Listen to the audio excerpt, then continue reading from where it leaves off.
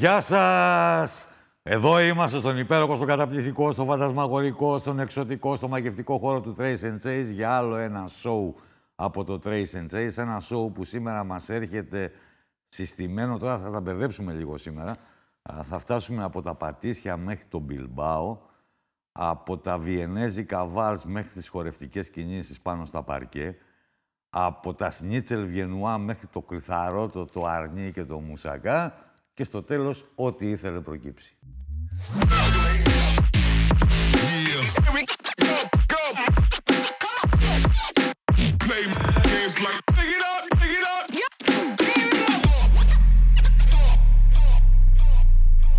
Φαντάζομαι δεν το έκανα και πολύ δύσκολο, Ντίνο Αγγελίδη. Καλησπέρα. Ευχαριστώ πολύ. Τιμή μας και χαρά μας. Τιμή δικιά μου που με φιλοξενείς σε αυτή την εκπομπή σου και σε αυτόν τον υπέροχο χώρο. Πραγματικά πρέπει να πω ότι με το που μπήκα, αν και τον είχα δει στην τηλεόραση έτσι αποσπατικά, είναι κάτι το οποίο πρέπει να το ζήσει κανείς για να καταλάβει το μέγεθος και της ομορφιάς, αλλά και της πολυπλοκότητας και της δουλειάς που έχουν κάνει τα παιδιά εδώ. Δηλαδή, εγώ είμαι και λίγο από αυτών των πραγμάτων της συλλογής και βλέπω κάποια πράγματα που θα τα ήθελα πάρα πολύ να τα έχω σπίτι μου και χαίρομαι ιδιαίτερα που βρίσκουμε μαζί σας. Τώρα μου πετάς από την αρχή μια ωραία πάσα, σαν την πάσα που έκανε στον Γκάλι και ο Γκάλης είχε ανάγκη σε εκείνο τον αλίστου μνήμης, τρίτο ή πέμπτο, γιατί συμπεριλαμβάνονταν και τα μάτς κανονικές περίοδο τότε στο Άρης ΠΑΟΚ, με το τρίποδο του Δράκου και το πρωτάθλημα που πήρε ο Άρης στη συγκλονιστικότερη σειρά ever. Αυτά θα τα κουβεντιάσουμε αργότερα. Στην Γκρεκοτσίνα, σε αυτή την υπέροχη δουλειά με πολύ μεράκι που έχετε στήσει στον Μπιλμπάο, το ελληνικό εστιατόριο. Εάν ήταν δυνατόν από ό,τι βλέπεις εδώ γύρω-γύρω, τι θα έπαιρνες? Αν ταιριάζει, δεν ξέρω αν ταιριάζει στο ντεκόρ και στο... Κοίταξε, από χρώματο, έτσι πως είναι το ξύλο και τα λοιπά, είμαστε πολύ κοντά. Η αλήθεια είναι δυστυχώς για εμάς εκεί που είμαστε, το Μπιλμπάο δεν φημίζεται για το μπάσκετ, για την αγάπη του προς το μπάσκετ, αν και έχει μια σοβαρή ομάδα. Και παίζει και Έλληνας. Ναι, ο Γιώργος Τσαλμούρης. Ο Γιώργος είναι πελάτης μου και είναι φίλος μου και έρχεται στο μαγαζί και παίζει φέτος. Και υπάρχει και, συγγνώμη σε διακοπτώ, πολύ μεγάλη παράδοση Ελλήνων εκεί. Ναι, έχει παίξει. Έχει κοουτσάρει ο Φώτης, ο Κατσικάρης. Ο Φώτης είναι αυτός που μας έφερε εκεί. Ουσιαστικά ο Φώτης, Βασίλη, σε διακόπτω, αλλά αν θες πρώτα η ολοκλήρωση, ποιοι παίκτες περάσανε από τον Μπιλμπάο. Ο Ζήσης, ο Βασιλιάδης, ο Μαυροειδής. Που είναι και εθνικός ήρωας εκεί πέρα, γιατί είχε μια καλή ζωή. Και ο Φώτης, ο οποίος είναι ένα κεφάλαιο για τον Μπιλμπάο, που οι λίγοι μπασκετικοί που κυκλοφορούν στην πόλη έχουν να θυμούνται το Φώτη. Ο Φώτης τώρα τυχαίνει με το Φώτη να έχουμε μια σχέση από τα παιδικά χρόνια, τα πρώτα μας βήματα στον χώρο του μπάσκετ, όταν ήμασταν παρέα εκεί στο Sporting στα Πατήσια στην Αθήνα. Ξεκινήσαμε μαζί. Ο συνέτερός μου και κουνιάδος, άντρας της αδελφής μου, που είμαστε μαζί στο Μπιλμπάο, όλοι μαζί ξεκινήσαμε στο Sporting. Ο Φώτης μετά μεταπήδηξε στην ΑΕΚ. Αλλά οι Τονιές είναι δίπλα η Φιλαδέλφια εκεί πέρα. Πάντα κρατούσαμε μια επαφή και δεν σου κρύβω ότι ο Φώτης ήταν ο άνθρωπος στον οποίο στραφήκαμε όταν πριν 8 χρόνια μας προέκυψε αυτή η ευκαιρία να κάνουμε το άλμα καλής πίστης φεύγοντας από την Ελλάδα σε μια χώρα σαν την Ισπανία. Δεν σου κρύβω ότι το feedback που είχαμε από το Φώτη για την πόλη έπαιξε σημαντικό ρόλο να ψήσουμε τις γυναίκες μας ότι αξίζει αυτή η προσπάθεια. Γιατί εμείς με τον Αντώνη, τον κουνιάδο μου, ουσιαστικά από τύχη και σύμπτωση βρεθήκαμε στο Μπιλμπάο πριν 8 χρόνια. Συγκεκριμένη ιστορία έχει πάρα πολύ ενδιαφέρον. Ο Αντώνης έπαιζε ένα παιχνίδι. Ο Παντελιάς. Παίκτης του Sporting, δεν κατάφερε να. Αυτή είναι μια πάρα πολύ ωραία ιστορία. Τώρα τα φέρνει ανάποδα ο Ντίνος ο Αγγελίδης. Συγχωρείτε. Το λέω για πλάκα αστειευόμενος. Είναι πραγματικά μια πάρα πολύ ωραία ιστορία που εξηγεί πώς ξαφνικά ξεκουβαλάτε από την Ελλάδα και από τη ζωή και από τη ρουτίνα σας και πάτε στον Μπιλμπάο. Κοίταξε, εμείς η αλήθεια είναι μετά όταν σταμάτησα το 2001 την ενεργό δράση μου στο μπάσκετ, μεταπήδηξα, μένοντας εδώ στην Θεσσαλονίκη πρώτα, στο χώρο της εστίασης, με τον πολύ φίλο μας και παλιό παίκτη του Ηρακλή, τον Βασίλη τον Αγραφιώτη. Είχαμε κάνει κάποια μαγαζιά Θεσσαλονίκη, Αθήνα. Λαδόκολες τότε ήταν και της μόδας. Διαχειρώσεις και στη Λαδόκολα. Ακριβώς. Όλα καλά, όλα ωραία. Κανένας δεν είχε σχέδιο να φύγουμε από εδώ, αλλά δυστυχώς η Ελλάδα, ως γνωστόν, πάντα σου προφυλάσσει μια δυσάρεστη έκπληξη στην πορεία. Ήρθε λοιπόν η οικονομική κρίση 12-14, εκεί πέρα που όλοι ταλαιπωριόμασταν, ειδικά στον χώρο της εστίασης, και ψάχναμε να βρούμε μια εναλλακτική. Εγώ είχα κάνει τα χαρτιά μου, να σου πω την αλήθεια, για να φύγω Αμερική, γιατί έχω ανθρώπους εκεί πέρα που με περιμένουν. Και την ίδια εποχή ο Αντώνης, ο κουνιάδος μου, έπαιζε για την προσωπική του διασκέδαση ένα στρατηγικό παιχνίδι, όπως είναι αυτά τα ιντερνετικά, που συνεργάζεσαι, έχεις συμμαχίες ανά τον κόσμο και κατακτάς κόσμο. Δεν ξέρω, έχεις τις στρατιές σου και είσαι 24 ώρες, 24 ώρες online για να παίξεις. Λοιπόν, μέσα από αυτό το παιχνίδι γνώρισε λοιπόν ένα ζευγάρι παντρεμένο στην Ισπανία. Αυτοί οι δύο, η κοπέλα, η Ιολάντα και ο Αντώνης, ήταν οι αρχηγοί της συμμαχίας και παίζανε 7 χρόνια ιντερνετικά, μέχρι που μια μέρα παίρνουμε πρόσκληση ο Αντώνης να γνωριστούν και από κοντά. Η αδελφή μου δεν μπορούσε να ταξιδέψει σε αυτή την πρόσκληση των 10 ημερών που μας είπε «Ελάτε να σας γνωρίσω» και πήγα εγώ. Την ίδια εποχή που ουσιαστικά έκανα και παράλληλα τα χαρτιά μου να φύγω Αμερική. Και πάμε στο Μπιλμπάο. Το Μπιλμπάο είναι μια πάρα πολύ όμορφη πόλη, πολύ μικρότερη από ό,τι έχουμε συνηθίσει εδώ Θεσσαλονίκη. Μεγάλη πόλη στις δικές μας. Δεν πάβει να είναι μια πόλη που συνδυάζει την βορειοευρωπαϊκή νοοτροπία, το να λειτουργούν όλα. Σύστημα υγείας, σύστημα εκπαίδευσης, η αστυνόμευση, η ασφάλεια που νιώθει στον δρόμο, η καθαριότητα της πόλης, όλα αυτά είναι λιμένα εκεί πέρα. Παράλληλα συνδυάζει όμως και την νοοτροπία του νότιο ή του μεσογειακού λαού, γιατί ο κόσμος εκεί πέρα γουστάρει να βγαίνει έξω και να διασκεδάζει. Και το είδαμε από την πρώτη στιγμή που φτάσαμε στο Μπιλμπάο, ότι όλες οι ηλικίες, από έφηβους μέχρι τα βαθιά γεράματα, είναι έξω. Βρέχει, χιονίζει, ήλιο ή όχι, και διασκεδάζουν και πίνουν το ποτάκι τους, το κρασάκι τους, την πυρίτσα τους, συμπολογάνε. Και αυτή η ζωή που είχε στους δρόμους μας θύμιζε πάρα πολύ την καλή Ελλάδα. Η αλήθεια είναι, το Μπιλμπάο, χώρα των Βάσκων, όπως γνωρίζεις καλά, αλλά και οι Καταλανοί έχουν κάποια προτερήματα σε σχέση με τον υπόλοιπο ισπανικό λαό, γιατί είναι δύο περιφέρειες που ανέκαθεν θέλαν να αποσχετιστούν από την Ομοσπονδία την Ισπανική και έτσι το κράτος και η κυβέρνηση φροντίζει εδώ και χρόνια να δίνει έξτρα... προνομιακές παροχές. Και ουσιαστικά είναι σαν να είναι μια άλλη κατηγορία, άλλη ταχύτητα σε αυτές οι δύο περιφέρειες, το οποίο το αισθάνεσαι και το παίρνεις και χαμπάρι το πώς κινείται. Ο κόσμος φαίνεται ότι ακόμα έχει λεφτά, ακόμα περνάει καλά και αυτή η καλοπέρηση φαίνεται και στην καθημερινότητα το πώς διασκεδάζει και πώς τρώει. Κάτι το οποίο εμάς που ψάχναμε να δούμε αν αξίζει να πας να κάνεις το άλμα Θεσσαλονίκη-Αθήνα για Μπιλμπάο, μας άρεσε και πήγαμε, έτσι, ουρανοκατέβεται οι αλλοξοπτιστές, πεταχτήκαμε. Για καλή μας τύχη, δεν υπάρχει άλλος Έλληνας στο Μπιλμπάο. Είμαστε το μόνο εστιατόριο αυτή τη στιγμή που προσφέρουμε ελληνική κουζίνα. Δεν υπάρχει άλλος Έλληνας. Το εστιατόριο λέγεται Γκρεκοτσίνα. Γκρεκοθίνα, ναι, είναι. Γκρεκοθίνα. Ελληνική κουζίνα. Ναι, και η Κοθίνα είναι η κουζίνα. Είναι ένα μικρό μαγαζί. Το δουλεύουμε ο κουνιάδος μου και εγώ από τότε που είμαστε εκεί πέρα.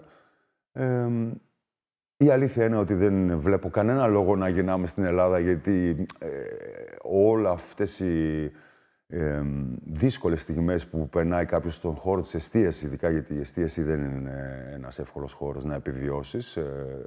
3 μαγαζιά ανοίγουν, 2 κλείνουν. Αυτή είναι η στατιστική. Εμείς ήρθαμε ουρανοκατέβατοι στην μέκα της εστίασης, όταν προσγειώνεσαι στο αεροδρόμιο του Μπιλμπάο. Το πρώτο πράγμα που αντικρίζεις είναι μια τεράστια πινακίδα που σου λέει «Welcome to the culinary capital of the world». Α, ναι. Είναι γνωστή ότι η χώρα των Βάσκων και δίπλα οι Γάλλοι στατιστικά έχουν τα περισσότερα μισελενάτα εστιατόρια στον κόσμο. Δεν το ξέρω αυτό. Έπαθε... Να μαθαίνει κανείς στο Trace and Chase. Τεράστια ζημιά αυτός ο χώρος την εποχή του COVID, γιατί αυτά τα μαγαζιά κατά το πλείστον δουλεύουν με πελάτες που έρχονται με τα ιδιωτικά τους jet για να νιώσουν αυτή την εμπειρία και να φάνε σε μισελενάτα. Δείχνει τα τελευταία χρόνια να έχει ανακάμψει πάλι, αλλά φάγανε πολύ ξύλο την εποχή του... Τι έχει γυριστεί, έχει γυριστεί μια ταινία James Bond, νομίζω ναι. Το θυμάμαι όταν ήταν ο Φώτης εκεί με τα υπόλοιπα παιδιά. Και έτσι καταλήξαμε από το πουθενά στον Μπιλμπάο. Να συνεχίσω λίγο την ιστορία. Ακόμα και ο πρώτος μάγειρας που ήρθε μαζί μας, και αυτός παίκτης του ίδιου παιχνιδιού ήταν, Βασίλη, να φανταστείς. Ούτε το Κάζα ντε Παπέλ δεν είχε τόσο σουξέ όσο αυτό το παιχνίδι που έπαιζε ο Κουνιάδο. Πρέπει να ομολογήσω ότι το πρώτο δίμηνο, ό,τι συνέβησαν στην επίσκεψή μας, που το πρώτο διάστημα ήταν αυτές οι 10 μέρες διακοπών, βρήκαμε το μαγαζί τελευταία μέρα. Φλασιά δηλαδή. Φλασιά. Ήμασταν για διακοπές. Περπατάμε στην πόλη. Δεν ξέρουμε καν ότι είμαστε στο κολονάκι του Μπιλμπάο. Άγνωστη πόλη για μας. Βρίσκουμε ένα μαγαζί με μια αγγελία. Παίρνω τηλέφωνο εγώ που μιλάω και μια ξένη γλώσσα ακόμα, να κανονίσουμε ραντεβού με το Μεσίτη. Η κοπέλα που μας φιλοξενούσε, η Γιολάντα, δεν μπορούσε να είναι παρόν για να βοηθήσει στη μετάφραση. Είπαμε με τον Αντώνη, που μιλούσε λίγο ισπανικά, τι θα συζητάμε τώρα με το Μεσίτη και τον ιδιοκτήτη. Ο ιδιοκτήτης, για καλή μου τύχη, με τα ακούσματα, πρώτες κουβέντες που κάναμε, ακούω ότι μάλλον Γερμανός είναι. Εγώ, η μητρική μου γλώσσα είναι γερμανικά λόγω Βιέννης και μαμάς. Και φτάσαμε σε ένα σημείο και τώρα άκου την σύμπτωση. Ο άνθρωπος αυτός, Γερμανός, έχει πάει 2 φορές στην Κύπρο, του άρεσε η κυπριακή κουζίνα, που είναι τσεφταλιές, καλούμια και πάει λέγοντας. Δεν είναι ελληνική κουζίνα, αλλά είναι παρόμοια. Γύρισε στον Μπιλμπάο και με γερμανικά προϊόντα, μαγειρεύοντας ο ίδιος, ήθελε να στήσει και είχε στήσει ελληνικό μαγαζί. Το μαγαζί ήταν ελληνικό. Εγώ δεν καταφέραμε, γιατί το βρήκαμε κλειστό, γιατί είχε πέσει με τη μηχανή του και είχε σπάσει τα πόδια του και έψαχνε ο επόμενος ιδιοκτήτης που θα έμπαινε να κάνει ελληνικό. Και εμείς ήρθαμε από το πουθενά τυχαία και του λέμε: εμείς είμαστε εδώ και θέλουμε να κάνουμε ελληνικό εστιατόριο. Να μην στα πολυλογώ, όλα αυτά ήταν μίας μέρας. Με το που γυρνάμε Αθήνα από το ραντεβού, σε μία εβδομάδα μας παίρνει τηλέφωνο, γιατί εκεί έχουν μια σειρά προτεραιότητας. Δηλαδή, ήταν κάτι από Μαδρίτη, παιδιά που θέλανε το χώρο. Μας παίρνει τηλέφωνο ότι τελικά τα παιδιά από Μαδρίτη δεν το θέλουν. Κουμπώνει και η οικοθελής αποχώρησε από την Αλφα τράπεζα που ήταν ο Αντώνης υπάλληλος 20 χρόνια και φύγαμε. Και 6 μήνες αργότερα ακολουθούν οι οικογένειές μας, οι γυναίκες μας και τα παιδιά και τώρα δεν γεννάμε, κάπως έτσι. Ναι, η αλήθεια, εμένα αλλά και στον Αντώνη, αυτό που μου έμεινε από αυτό το άλμα προς το κενό είναι ότι σαν να ήταν γραφτό ότι πρέπει να γίνει. Όλα κουμπώσανε. Ακόμα και η επίσκεψή μου στο παραδίπλο μαγαζί, την ίδια μέρα που ενώ δώσαμε τα χέρια, θα τα πούμε να δούμε αν μπορούμε να το πάρουμε, πάμε δίπλα να πιούμε ένα καφέ και γνωρίζουμε μια κυρία η οποία με βλέπει να ζωγραφίζω. Οι γονείς μου είναι αρχιτέκτονες εσωτερικού χώρου σχεδιαστές και ζωγραφίζω και από πολύ μικρό και ξέρω από σχέδια αρχιτεκτονικά. Έχουμε κάνει και πολλά μαγαζιά. Και έτσι πως παίρνω μια χαρτοπετσέτα και σχεδιάζω πώς θα ήθελα να δω το χώρο, η άλλη τυχαίνει να είναι διακοσμήτρια. Που μιλάει, η μόνη που μιλάει, γιατί κανένας δεν μιλάει στην Ισπανία αγγλικά. Γνωστό αυτό. Είναι γνωστό. Μιλούσε και αγγλικά και βρήκαμε και το άτομο που θα μας βοηθήσει να κάνουμε την ανακαίνιση. Και δεν στο κρύβω ότι μέσα σε 1 μήνα είχαμε ανοίξει το μαγαζί. Και έτσι σε χάσαμε. Και έτσι με χάσατε. Μαύρα μάτια κάναμε να σε δούμε. Σαν τουρίστας πλέον. Αλλά η αλήθεια είναι κάτι το οποίο εμένα προσωπικά με βοήθησε σε πάρα πολλά, γιατί δεν σου κρύβω ότι η Ελλάδα κάποια στιγμή, έτσι πως ήταν, ειδικά την εποχή που κλείνανε μαγαζιά, βλέπαμε στους δρόμους παντού ενοικιάζεται πωλείται.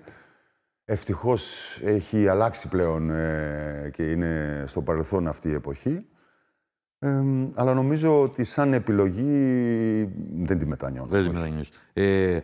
Μαγειρεύεις κιόλας εκεί? Όχι, δεν μαγειρεύω. Δεν έχεις μπει στον πειρασμό δεν αυτό? Μαγειρεύω. Να κάνεις μια σπεσιαλιτέ, μαγειρεύω σπίτι μου που και που στη γυναίκα μου. Αλλά που και που, γιατί άμα μου ακούει τώρα θα μου πει πότε, μωρέ. Όχι, έχω 2 μάγειρες, 2 παιδιά νέα από την Πάρο αυτή τη στιγμή, πολύ καλά. Περιμένουμε τώρα σε λίγες μέρες ένα άλλο παιδί που θα μας έρθει. Είναι το μόνο άγχος που έχει αυτή. Ελληνικά φαγητά είναι μόνο? Ελληνικά φαγητά. Αποκλειστικά. Ελληνικά φαγητά, comfort food, λίγο πιο ελεβέ. Μια πιο όμορφη παρουσίαση, τυπικών συνταγών ελληνικών. Έχω και σουζουκάκια σμινέικα, έχω και το γάβρο το μαρινάτο. Το κρυθαρότο που λέω είναι ένα από τα πιάτα που πάει πάρα πολύ καλά. Αλλά προσπαθούμε να τα παρουσιάσουμε λίγο πιο όμορφα, όχι σε στυλ ταβέρνας, γιατί και το επίπεδο της πόλης αυτό απαιτεί. Ήσουν καλοφαγάς, μικρός?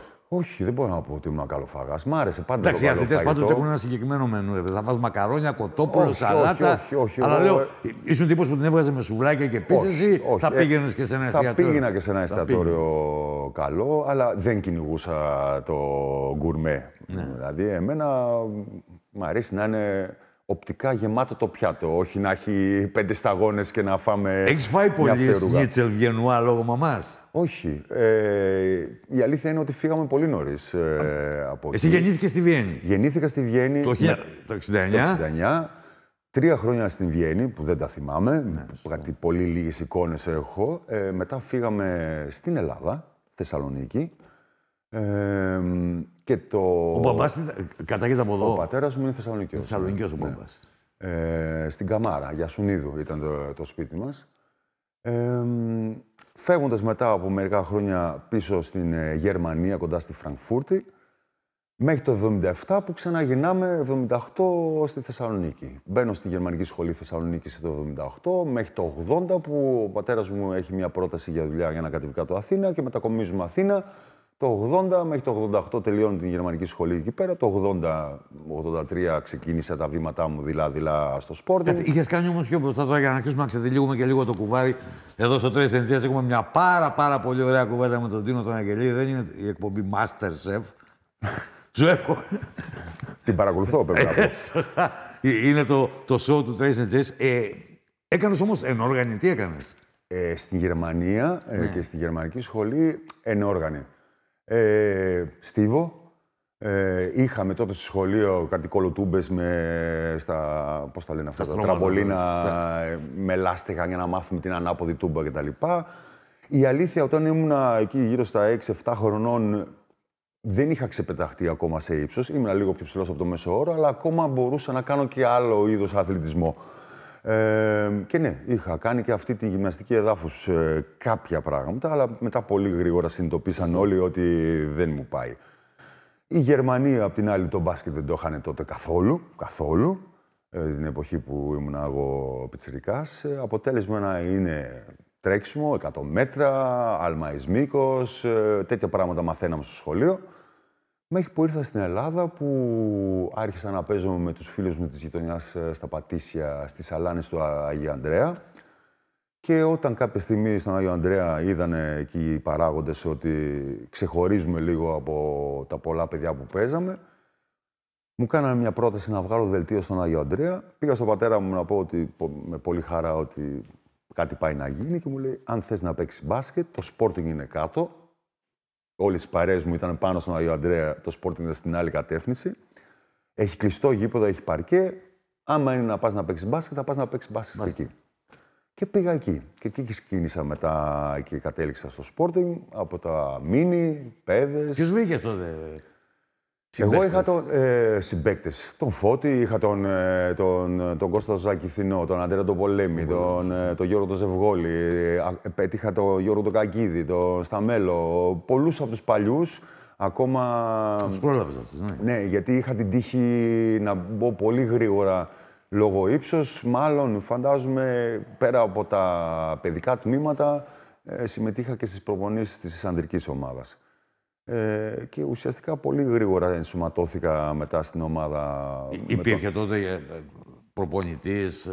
Ο Αναστασάτος ήταν. Ο Κώστας Αναστασάτος που ήταν έτσι. Ο Ντουξάι είχε περάσει λίγο πριν.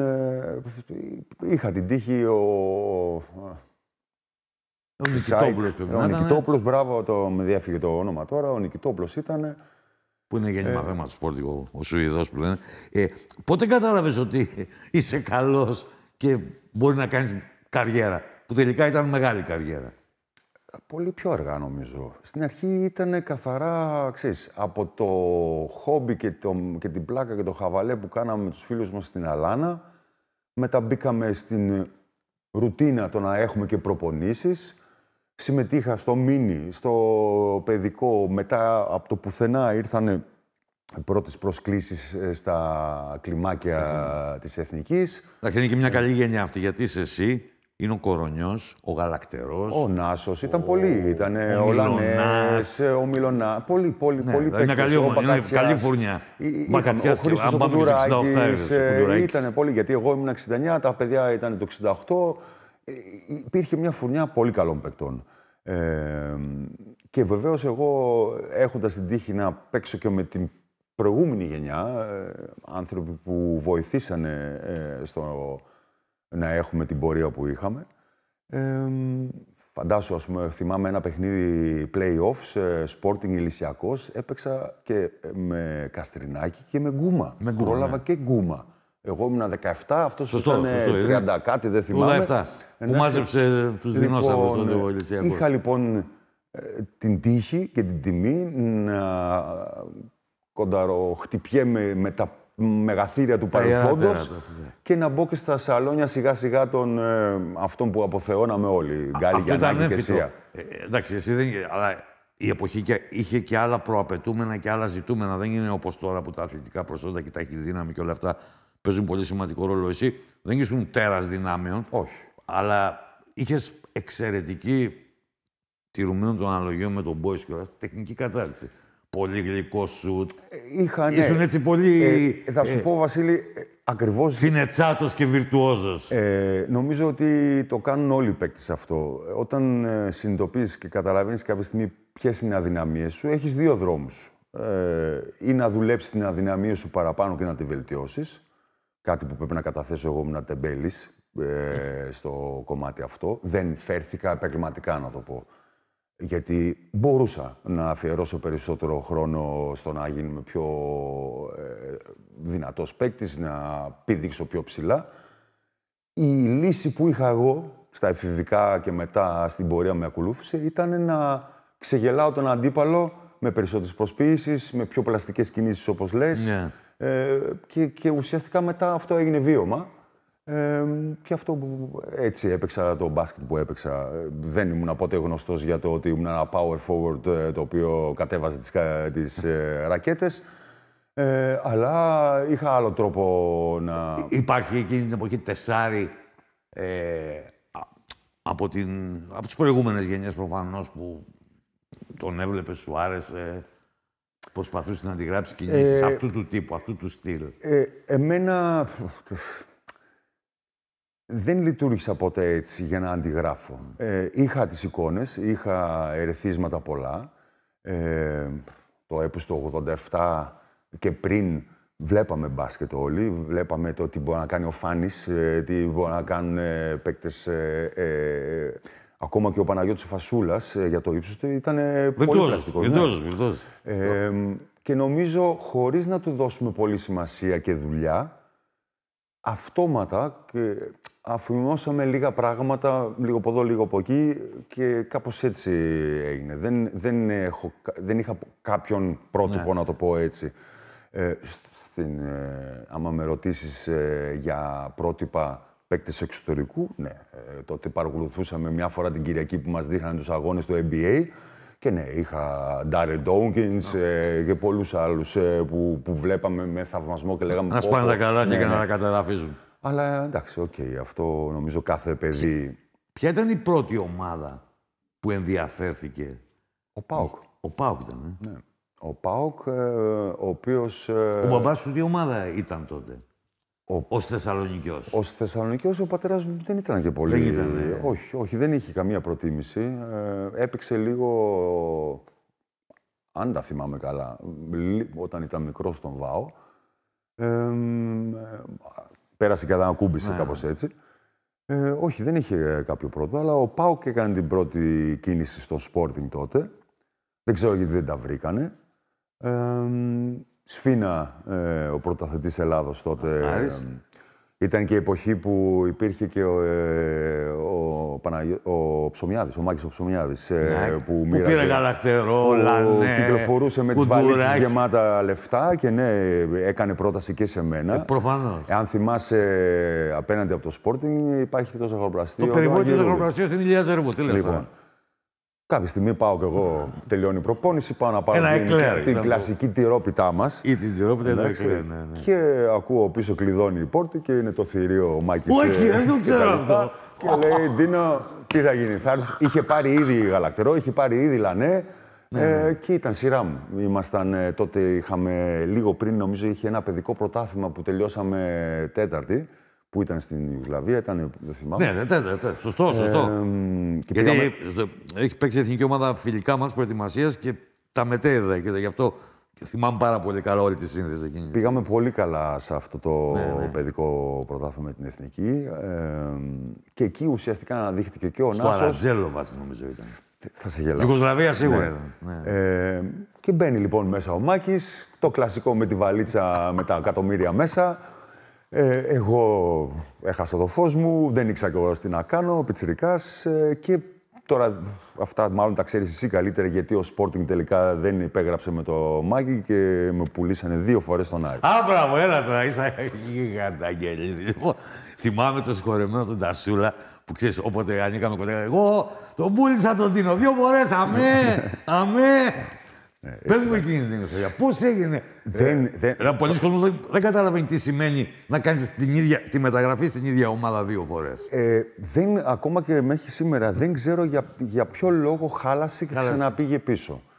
Εγώ είχα μείνει με την εντύπωση την πρώτη φορά που μου είπαν ότι πας στον Άρη, ότι τελείωσε. Σαν παίκτης, πολύ λίγος λόγος μου πέφτει εμένα να μαθαίνω τι παίρνει ο σύλλογος στα παρεδόσα αυτά. Και η αλήθεια εξεπλάγει όταν έμαθα ότι χάλασε, ότι πάλι είμαστε ελεύθεροι και ίδια έκπληξη ξανά όταν ξανά έγινε η επαφή, ότι ξαναπουλήθηκε. Έμαθα από ακούσματα ότι το ποσό αυτό που δόθηκε τελικά ήταν στα ίδια ποσά που πληρώναν όλοι τότε για τους παίκτες του επίπεδου μας. Γαλακτερός, Λανές, όλοι ήταν εκεί στα 300 εκατομμύρια δραχμές τότε. Δεν ξέρω αν τα νούμερα αυτά αληθεύουν τελικώς. Πρέπει να ρωτήσεις τη δίκηση του Sporting. Αλλά ναι, ο Sporting τυπικά πούλησε 2 φορές. 2 φορές, όταν πας, ο Άρης είναι στη μεταβατική περίοδο πια. Έχει φύγει ο Ιωαννίδης. Ναι, δεν τον πρόλαβα. Δεν τον πρόλαβα στον Ξανθό. Θα τον προλάβαινε στην πρώτη φορά. Αν θυμάσαι καλά, είχα πουληθεί με 1 χρόνο υποσχετική να μείνω. Με 1 χρόνο υποσχετική να μείνεις, ναι. Αποτέλεσμα την τελευταία χρονιά του Γιάννη, εντάξει, να μην την προλάβω. Πήγα όταν έφυγε. Ήταν ο Μιχάλης ο Κυρίτσης, προπονητής εκεί. Όπως λες, ο Άρης προσπαθούσε να βρει τα πατήματά του με τη φύγη του Γιάννη. Υπήρχε βέβαια όμως η ομάδα εκεί. Ο Γκάλης, Γιαννάκης, Σούμποτς, Μισούνοφ, ήταν όλοι εκεί. Ο Λιπηρίδης, ο Λοξάκης. Όλοι. Και εγώ μπήκα 18 χρονών παιδί στα μεγάλα σαλόνια πρώτη φορά. Δεν σου κρύβω ότι μερικούς μήνες πριν ξεκινήσει το πρωτάθλημα, εγώ έβλεπα φιάλτες, ότι τρέχαμε στον ευθυνιασμό, ότι ο Γκάλης πήγε να μου δώσει τελική πάσα και εγώ έχανα το lay-up. Αυτά έβλεπα, έβλεπα στον ύπνο μου και ήμουνα πού πάω τώρα. Αλλά οκ, η αλήθεια είναι ότι... Πώς ήταν τότε να μπαίνει ένα παιδί 19-20 χρονών όπως ήσουν και να ταλαβερίζετε με τον Γκάλη, με τον Γιαννάκη, όλους αυτούς. Νιώθω πάρα πολύ τυχερός που είχα την τύχη να ξεκινήσω την μπασκετική μου καριέρα σε μια εποχή που είχα και το παρελθόν και το παρόν και το μέλλον. Και είχα την τύχη να έχω και την εμπειρία της παρακμής του Άρη και της προσπάθειας ανάκαμψης, της πρώτης προσπάθειας ανάκαμψης. Εσύ το είδες όλο το έργο. Ναι, όλο το έργο. Δηλαδή έχεις πάρει τα 2 από τα 3 ευρωπαϊκά τροπαία. Έχεις πάρει το τελευταίο πρωτάθλημα. Έχεις παίξει τους τελευταίους. Όχι, τους τελευταίους έχεις πάρει τα τελευταία κύπελα του Άρη. Σωστά. Εντάξει, το ξαναπεί ο Άρης στη Λαμία το 2004. Ένιωσα την απόλυτη παρακμή το 98 που παίζαμε απλήρωτη, που και εκεί χθες τα έλεγε πολύ ωραία στην εκδήλωση που είχαμε χρόνια πολλά και στον Άρη μας και από αυτό το βήμα για τα 110 χρόνια της ύπαρξής μας. Τα είπε ο κύριος Αρβανίτης πάρα πολύ ωραία. Αυτό το έμβλημα, ο πολεμιστής που κουβάλαμε στο στήθος μας, είναι αυτό. Πρέπει να είσαι πολεμιστής και στα καλά και στα κακά. Ο Αριανός Τα συναισθήματα είναι ή του ύψους, αποθέωση γιατί είμαστε η καλύτερη ομάδα της Ευρώπης για μια δεκαετία, αλλά μετά είχαμε και μια δεκαετία που δεν βλέπαμε καμία επιτυχία, ή πολύ σπάνια. Και ναι, αυτή η εναλλαγή των συναισθημάτων είναι κάτι το οποίο είναι εκεί, στο έμβλημά μας. Πρέπει να ξέρεις να πολεμάς. Και η αλήθεια είναι, εκείνη τη χρονιά, αν και είχαμε βλέψεις για κάτι καλό, καταλήξαμε να παίζουμε ένα χρόνο απλήρωτη, να μας φεύγει μισή ομάδα, να μην έχουμε δίκηση. Εγώ έτυχα να ήμουν αρχηγός τότε και δουλειά μου ήταν να μαζεύω όποιον συμπαίκτη είχε μείνει στην ομάδα στο καφέ που έχει φύγει ο προπονητής, έφυγε και ο Μουτζόγο, όλοι. Ναι, ήταν δηλαδή μια... Πώς τη βρήκα. Πάμε λίγο ανάποδα τώρα, αλλά δεν καθοδηγώ εγώ την κουβέντα. Μου αρέσει να την καθοδηγείς εσύ. Πας κατευθείαν εκεί. Είναι το περιβόητο κύπελλο των απλήρωτων, είναι το Final Four εδώ στη Θεσσαλονίκη, η νίκη του Παναθηναϊκού με 15 πόντους, η νίκη επί της ΑΕΚ στο τελικό με 71-68. Πώς μια ομάδα που με τόσα προβλήματα, με αντλεί δύναμη για να νικήσει τα δύο φαβορί. Είχα από τους μεγαλύτερους δασκάλους δίπλα μου. Ο Παναγιώτης Γιαννάκης, αν και το ελληνικό φύλαθρο κοινό τον έχει εκεί που τον έχει, άμα ρωτήσεις τους αθλητές που παίξανε δίπλα του, είναι ακόμα πιο ψηλά. Ακόμα πιο ψηλά. Ναι. Γιατί είναι ένας άνθρωπος που ζει, κυλάει το μπάσκετ στο αίμα του και πέρα από το αγωνιστικό κομμάτι, που ήταν ένας άνθρωπος πάντα που πίεζε και δεν άφηνε τίποτα να πέσει, καμία ευκαιρία και μας είχε μάθει στον Άρη όταν ήμασταν τα χρόνια που ήμασταν μαζί με Γκάλι Γιαννάκη, μας έμαθε να αγωνιζόμαστε για το κάθε χιλιοστό του γηπέδου. Αυτό που λέμε μπες στα βαρακιά του αλλού και φάτονα. Εντάξει, ο Παναγιώτης το ζούσε αυτό. Αυτό όμως που είναι η μεγαλύτερη παρακαταθήκη, κάτι το οποίο με βοήθησε εμένα μετέπειτα όταν αποχώρησε από την ομάδα και ο Νίκος και ο Παναγιώτης, ήταν αυτή η πίστη το να αγωνίζεσαι σε όποια κατάσταση και να βρίσκεσαι. Γιατί το μπάσκετ δεν είναι μόνο το σήμερα. Το μπάσκετ είναι αύριο. Μπορεί να είσαι σήμερα κακός, αύριο όμως μπορείς να είσαι καλός. Μπορεί να είσαι σήμερα πλήρωτος, αλλά εάν αποδώσεις στο γήπεδο και κάνεις τη δουλειά σου, άσχετα τι λένε γύρω σου, άσχετα αν πας σπίτι και λες πώς θα ταΐσω την οικογένειά μου, έχεις μπροστά σου του χρόνου. Εάν δεν παίξεις και δεν ιδρώσεις και δεν αποδώσεις, του χρόνου θα πεινάσεις. Αν παίξεις όμως, μπορεί του χρόνου να είναι καλύτερα πράγματα. Και αυτό το πράγμα μου το έμαθε ο Παναγιώτης και η δουλειά μου τότε, Βασίλη, ήταν αυτή. Να μαζέψω νοοτροπίες ξένες, γιατί ήταν πολύ πιο εύκολο να συνεννοούμαστε με τα Ελληνόπουλα. Είχα τον Νάσο, είχα τον Γιώργο τον Φλόρο, είχα τον Γιάννη τον Σιούτη. Είχαμε παίκτες που εύκολα μπορούσαν να συνεννοηθούμε, γιατί ήμασταν της ίδιας νοοτροπίας. Το δύσκολο ήταν να κρατήσει τους ξένους. Το Ζάρκο... Ναι. Ο Ζάρκο είναι χρυσό παιδί. Ο Ζάρκος είναι σαν να είναι Έλληνας. Δεν το συζητάω. Αλλά είχαμε Γερμανούς, τον Όρτμαν, είχαμε τον Μικιολίνη. Είχαμε πολλούς οι οποίοι ήρθανε επαγγελματίες να πάρουν τα λεφτά τους, να παίξουν και όταν δεν πληρωνόταν λέγανε όπως όλοι οι ξένοι. No pay, no play. Φεύγω, ακριβώς. Είναι πάρα πολύ τίμιο. Πέρασε ποτέ από το μυαλό σου να φύγεις? Όχι. Να αντιδράσεις, ας πούμε, ακραία? Να αντιδράσω πολλές φορές. Αλλά, Βασίλη, δεν σου κρύβω, δεν ήταν και ποτέ όριμες οι καταστάσεις στην Ελλάδα για να μπορεί να φύγεις όπως είναι τώρα. Τώρα δεν πληρώνεσαι, πας στον δικηγόρο σου, πας στην FIBA και τέλος. Εντάξει. Τότε τα πράγματα ήταν διαφορετικά. Τότε σου δίνανε μια επιταγή η οποία ήταν έναντι, η οποία ήξερες ότι θα είναι ακάλυπτη και να έχεις να παίρνεις. Παράλληλα η ποίηση ότι πιτσιρικά, στον Άρη είσαι, ο κόσμος θέλει πρωτάθλημα και καλά κάνει που θέλει πρωτάθλημα και βεβαίως κανένας δεν ενδιαφέρεται στην εξέδρα αν πληρώνεις ή όχι. Από τη στιγμή που είσαι μέλος της ομάδας πρέπει να αποδώσεις. Ήταν λοιπόν μια κατάσταση ιδιαίτερα δύσκολη να τη διαχειριστούμε, αλλά νομίζω... Εκεί χρειάστηκε να κάνεις και λίγο κάτι παραπάνω από τον απλό παίκτη και τον απλό αρχηγό. Πολλές κουβέντες. Πολλές κουβέντες παρέας. Γιατί δεθήκαμε, και αυτό νομίζω ήταν το μυστικό της επιτυχίας εκείνης της χρονιάς, ότι το είδαμε παρέα. Το είδαμε, συνειδητοποίησαμε πάρα πολύ νωρίς, στην αρχή της χρονιάς όλοι είχαμε τους στόχους μας. Πολύ γρήγορα αυτοί οι στόχοι πέσαν στο κενό και καταλάβαμε και συνειδητοποίησαμε ότι είμαστε μόνοι. Δεν υπήρχε διοίκηση, δεν υπήρχε κανένας σοβαρός ο οποίος να μας έδινε διαβεβαίωση ή την ψυχολογική υποστήριξη ή την ασφάλεια, την ασφάλεια και είπαμε είμαστε αυτοί που είμαστε. Τι κάνουμε, έχουμε δύο επιλογές. Ή το ιστορικό όνομα του Άρη παρασέρνεται και διαλύεται ή κάνουμε αυτό. Ήταν η επιτάση. Και τα βάζουμε κάτω και όπου πάει. Και ευτυχώς η χημεία της ομάδας, είπες Μάριο Μπόνι, τι να πούμε για τον Μάριο.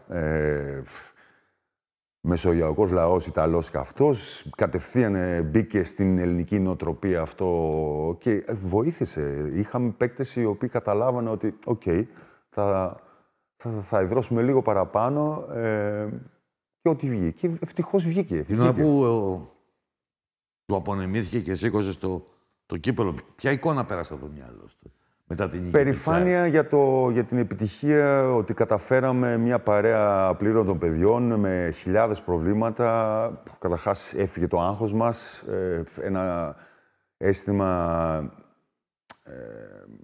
ευγνωμοσύνης ότι το έβλεπες στην εξέδρα. Ήταν κάτι το οποίο το ήθελε ο κόσμος, ήταν και αναπάντοχο.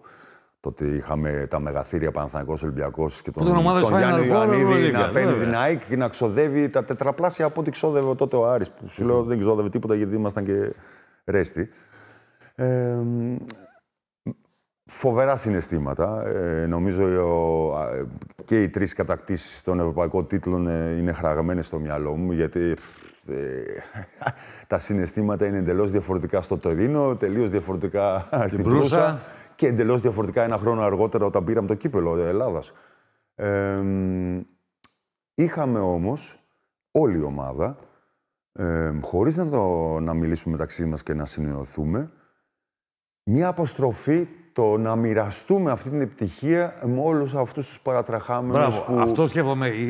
Μαντεύει στη σκέψη μου και την επόμενη ερώτησή μου, νομίζω, διόρθωσε με αν κάνω λάθος, αλλά νομίζω ότι είχαμε μιλήσει τότε και μου το είπες την άλλη μέρα. Πήρε στο κύπελο σπίτι. Το πήρα, τι συνέβη. Κλασικά, πάντα συμβαίνει στην Ελλάδα. Όλοι θέλουν μια φωτογραφία στην επιτυχία. Και κανείς δεν θέλει να είναι εκεί όταν τα πράγματα πάνε χάλια. Εντάξει. Λοιπόν, ψάχναμε λοιπόν τη δίκηση 6-7 μήνες και εμφανίστηκε την μέρα που πήραμε το κύπελο. Θεωρώ ότι όποιον και να ρωτήσει είναι λογικό ότι δεν δικαιούται να πάρει αυτός ο άνθρωπος το κύπελο σπίτι του. Το κατακτήσαμε εμείς και γι' αυτό το πήρα και σπίτι μου. Δεν κάθισε πολλές μέρες, η αλήθεια είναι, το επέστρεψα, αλλά ήταν καθαρά συμβολική κίνηση ότι αυτό το κύπελο ανήκει στους παίκτες. Και σε όσους, ας πούμε, τους λίγους ανθρώπους που στηρίξανε την ομάδα. 8 χρόνια πίσω, πώς εξελίχθηκε η πρώτη σεζόν σου τότε στον Άρη? Ήσουν ψαρωμένος? Ήμουνα αρκετά ψαρωμένος. Ήσουν σε μια ομάδα που έπαιζε για να πάει στο Final Four. Δεν πήγε, αλλά εντάξει, είναι το περιβόητο μάτς στο Πέζαρο, με τον Μαρζέν, τον Γάλλο. Είχε την ευκαιρία ο Άρης να πάει σε ένα τέταρτο Final Four. Κοίταξε, το ξέρεις πολύ καλά. Η παρακαταθήκη μετά τα των 3 διαδοχικών Final Four που δεν κατάφερε ο Άρης να πάρει ευρωπαϊκό τίτλο. Τι συνέβη όμως? Η προσδοκία της διοίκησης, αλλά κυρίως του φύλαθλου κοινού, βλέποντας μια ομάδα η οποία μπορεί να είναι αντάξια και να σταθεί στα πόδια της αντάξια με μεγαθύρα του ευρωπαϊκού μπάσκετ, Μπαρκελόνη, Ρεάλ, οι Ιταλοί που ήταν η Γιουγκοπλάστικα, η Γιουγκοπλάστικα, τρένο αυτή η ομάδα, αλλά ο κόσμος είδε ότι μπορούμε. Άρα η απέτηση και η δίψα για έναν ευρωπαϊκό τίτλο μετατράπηκε σε τεράστιο βάρος και άγχος προς τους παίκτες. Και γι' αυτό λέω, και το είπα και πριν, και νομίζω φαίνεται και στις φωτογραφίες από την κατάκτηση του πρώτου τίτλου μας στο Τωρίνο, σε όλες τις συνεντεύξεις που έχω δώσει από τότε, με όλους τους συμπαίκτες μου που υπήρξαμε τότε, συμφωνούμε σε ένα πράγμα. Εάν έμπαινες μέσα την ώρα που κερδίσαμε τον τίτλο στο Τωρίνο και έβαζες 10 λεπτά την κάμερα στα αποδυτήρια, δεν άκουγες αναπνοή. Ήμασταν όλοι έτσι. Ειδικά ο Παναγιώτης ο Γιαννάκης που επιτέλους έφερε σαν αρχηγός κύπελο ευρωπαϊκό στον Άρη και λέγαμε ουφ, για να φύγει επιτέλους αυτό το άγχος δεν είχαμε συνειδητοποιήσει. Μας πήρε ένα τέταρτο να καταλάβουμε ότι επιτέλους μπορούμε να πανηγυρίσουμε. Είναι αυτό. Πιο μπροστά, Μάλλον όχι να μείνουμε στο Τωρίνο. Τα μπερδεύουμε, αλλά εντάξει, υπάρχει ροή και συσχετισμοί από το ένα στο άλλο. Ο Άρης παίρνει ένα κύπελο στοιχειωμένο, ξέρω, ξορκίζει τους δαίμονές του, με το Γιαννάκη αρχηγό. Ο Γιαννάκης έχει κάνει κιόλας μια μυθική εμφάνιση με τη Σαραγώσα. Που έκανε με τους στο γήπεδο. Πολύ κακή στον τελικό. Ναι, δηλαδή... και πολύ κακή, ναι, το 50-48 τώρα. Είδες το άγχος, αυτό που είπαμε πριν, ενώ ήταν αυτός που μας κουβάλισε εκεί, μαζί με τον Ρόι, τον συγχωρημένο, και τον Τζέτζι Άντερσον. Το άγχος ήταν τέτοιο που μια ομάδα που έβαζε 80-90 πόντους, 50, πόσο, 50-48. Ναι. Κάνει το τελευταίο σου τον Αομός και κατεβάζει το ριμπάουντ του Μισούνοφ. Και είναι χωρίς τον Γκάλι. Χωρίς τον Γκάλι.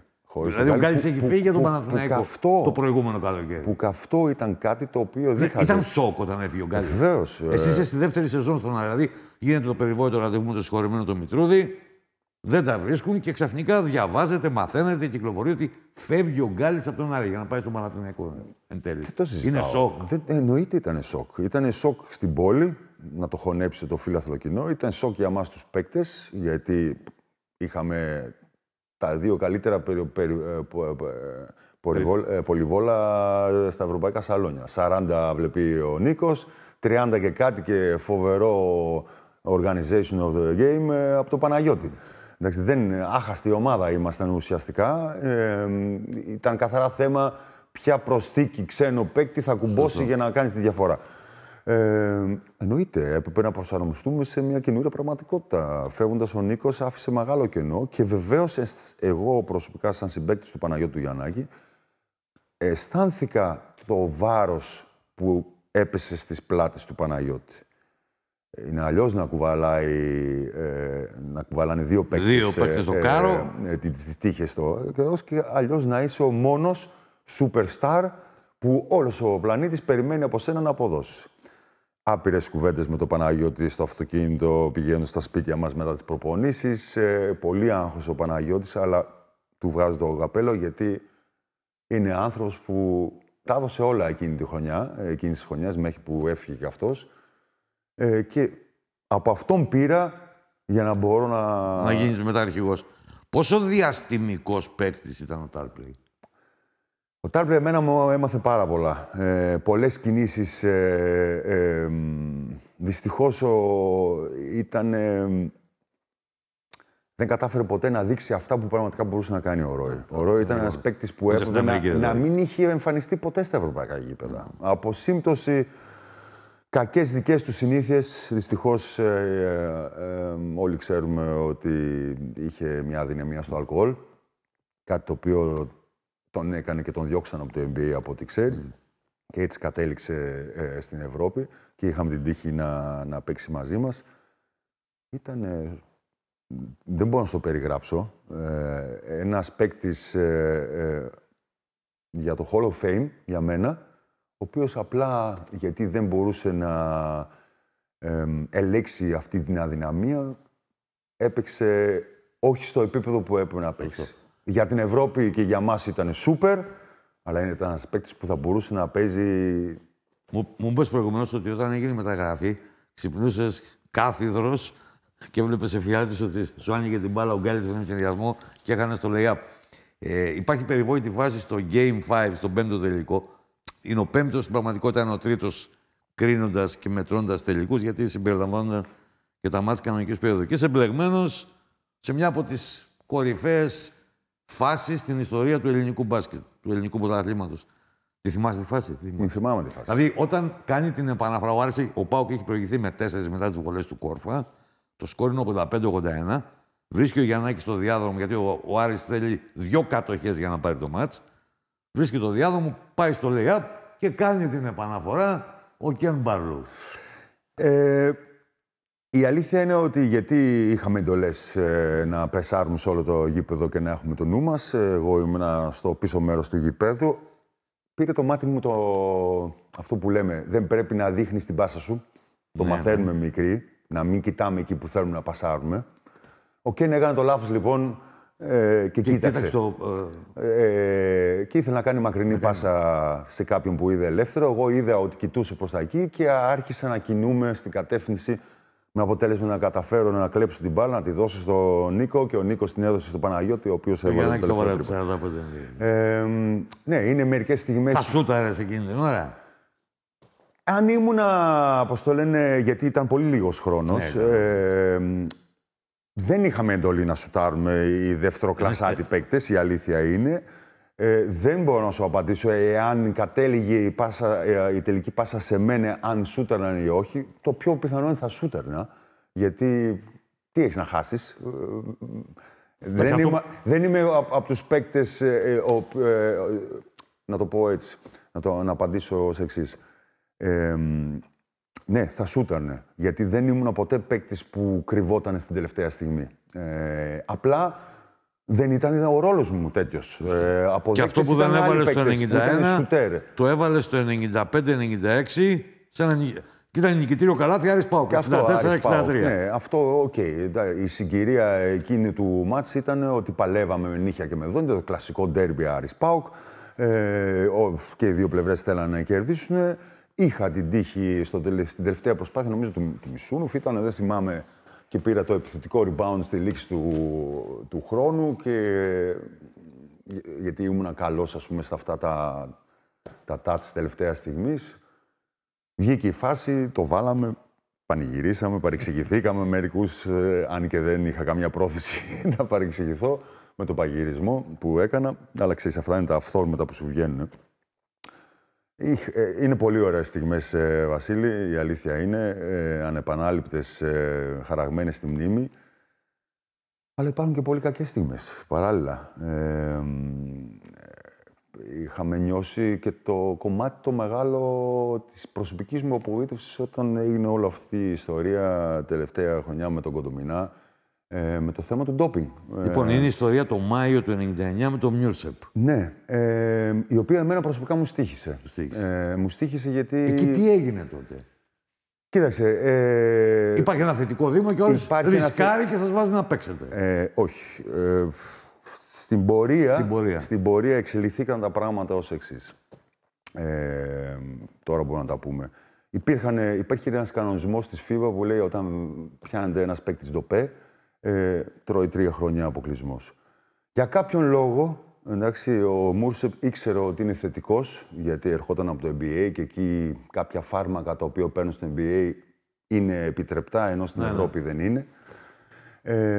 Και σε ένα μάτς στον Ολυμπιακό, θυμάμαι στο ΣΕΦ, ξέροντας η ομάδα ότι δεν έχουμε και μεγάλη δυνατότητα να κερδίσουμε εκείνον τον Ολυμπιακό. Μάλιστα, θυμάμαι, κάναμε χαβαλέ ότι θα φάμε και 20 πόντους. Ο Ολυμπιακός ήταν ομάδα που είχε παίξει ένα μήνα πριν στο Final Four. Έτσι.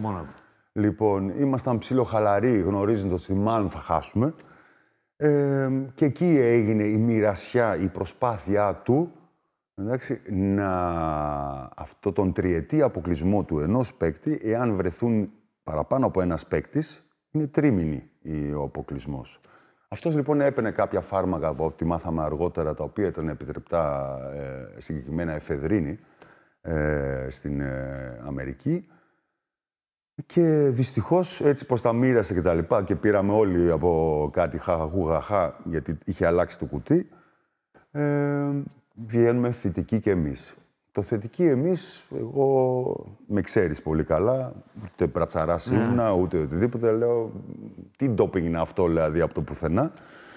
Δυστυχώς όμως, το πώς το χειρίστηκε η διοίκηση την εποχή, φτάσαμε στο σημείο να χάσουμε το Final Four, να μην μπορούμε να διεκδικήσουμε το πρωτάθλημα, να λερώνεται η δεκαετής μου πορεία στον Άρη, να κυκλοφορώ στη Θεσσαλονίκη, να μου πετάνε ασπιρίνη στον δρόμο παιδάκια. Δεν το ξέρω αυτό. Πολλά. Και γιατί παράλληλα,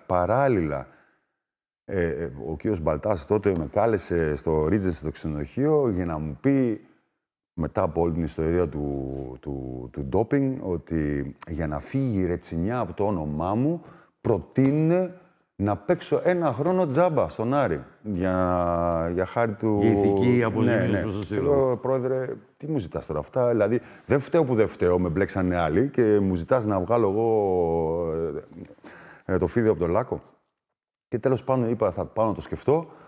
Πήγα σπίτι και την άλλη μέρα μου τυχοκόλλησε ο Άρης αγωγή 1 εκατομμύριο ευρώ και στο Μούρσεβ και σε μένα για διαφυγόντα κέρδη, γιατί δεν πήγαμε. Δεν προχώρησε βεβαίως ποτέ. Ναι, σε δραχμές ήταν.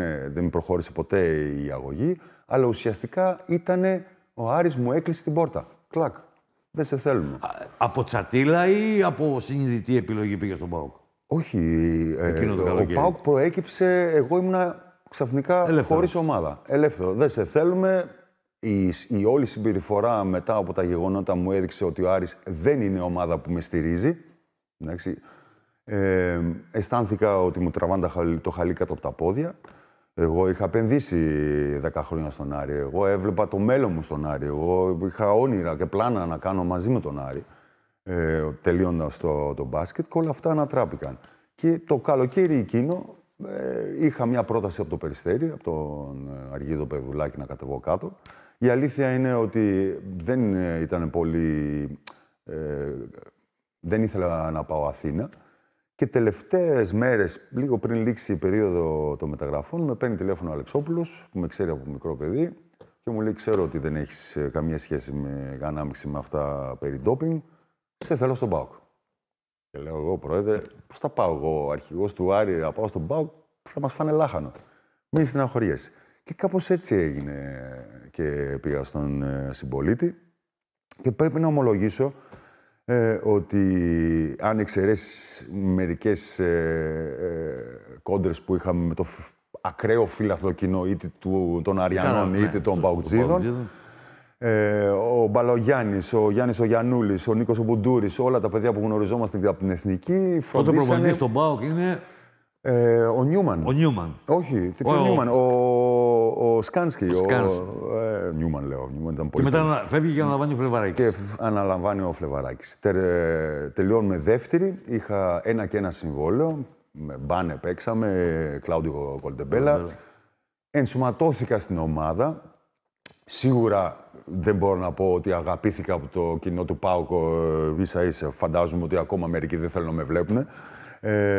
Η κλασική κόντρα εδώ, Αθήνα-Θεσσαλονίκη. Συγγνώμη, στη Θεσσαλονίκη, Άρης ΠΑΟΚ. Σωστό. Και έτσι κατέληξα στον ΠΑΟΚ. Και τελείωσα μετά τα τελευταία χρονιά στη Δάφνη. Πώς προέκυψε η Δάφνη μετά? Η Δάφνη ήταν ότι δεν υπήρχαν άλλες προτάσεις. Υπήρχε μια πρόταση τότε από το Τσιβελέκα. Και πήγα. Πολύ απλά, γιατί νομίζω είχα παράλληλα μία από τη ΜΕΝΤ.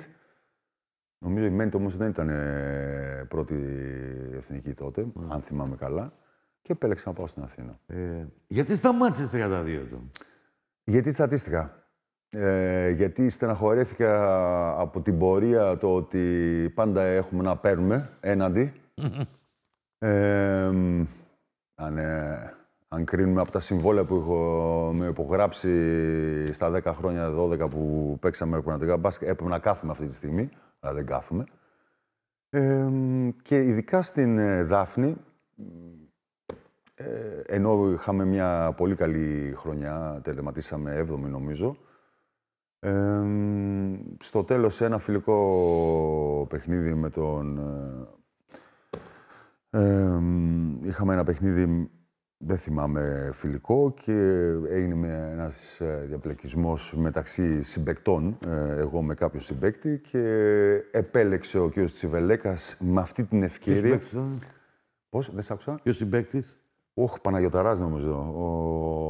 Ο Πάνος. Ο Παύλος, ναι. Ο Πάνος Παναγιωταράκος. Παναγιωταράκος, ναι, συγγνώμη, Παναγιωταράς. Έγινε μια ιστορία μεταξύ μας, μαλώσαμε, και με αφορμή αυτό βρήκαν αφορμή να μου κόψουν το συμβόλαιο ουσιαστικά για να μην πληρώσουν, γιατί είχε... Ενώ κάποιος που σε βλέπει, επειδή ήταν και στο στυλ σου τέτοιο βιρτουόζικο και γλυκό σουτ και αυτά, τον είχες τον πλακό μόνο στο αίμα σου. Κοίταξε. Δηλαδή, μπορώ να θυμηθώ. Δηλαδή, είναι η ιστορία με τον Παναγιωταράκο.Οκ, εντάξει, αυτά συμβαίνουν, παιδί μου. Αστείευομαι τώρα, υπερβάλλω λίγο. Υπάρχει ο περιβόητος καυγάς με τον Χάραλ Ντέλης. Ναι. Εντάξει, αυτό ήταν... σε προπόνηση. Σε προπόνηση, μεγάλη ποίηση εν ώψη Άρης ΠΑΟΚ. Ο Χάραλντ εκείνη την βραδιά, δεν ξέρω τι είχε πάθει, ήταν... Η συγκεκριμένη φάση, όταν έσπασε με μπουνιάτα το σαγόνιμο Χάραλντ, ήταν ότι με τον Σούλτο Μαρκόπουλο είχαμε σε ένα γήπεδο, στο ένα γήπεδο Είχαμε κάνει ανάλυση 3-3 και κάθε φορά που περνούσε ο Χάρολτ έβγαζε αγώνες και χτυπούσε. Και εγώ σαν αρχηγός έλεγα κάλμα ρε λίγο, γιατί σε 2 μέρες παίζουμε. Περνώντας λοιπόν για άλλη μια φορά, πόσες φορές κάναμε το σύστημα αυτό, βγάζει αγώνα και με χτυπάει εδώ. Εντάξει, δεν κάθεσαι να τρως ξύλο. Την επόμενη φορά που περάσεις, βγάζεις και εσύ τους αγώνες. Αποτέλεσμα να το πετύχω εγώ αυτή τη φορά στο χείλος και να άνοιξε το δικό του χείλος. Και όταν αυτός είδε λοιπόν το αίμα, εγώ μιλούσα με τον Σούλη, έρχεται από πίσω με φόρα και μου ρίχνει την πουνιά. Αποτέλεσμα να σπάσει το σαγόνι μου και να μην μπορώ να συμμετάσχω στο παιχνίδι, αν και ο Χάρολτ φρόντισε μαζί με τους συμπαίκτες μου να κερδίσουμε το παιχνίδι. Λύθηκε μετά. Ναι, εντάξει. Μπορεί, όπως λες, να ήμουν ο τελικάτος και στο γήπεδο, αλλά αυτό δεν αναιρεί ότι το ξύλο που τρώγαμε κάτω από την ρακέτα, μεταξύ μας είτε με αντιπάλους, το τρώγαμε και το δίναμε. Είναι κάτι το οποίο σε άλλους φαίνεται περισσότερο, σε άλλους λιγότερο.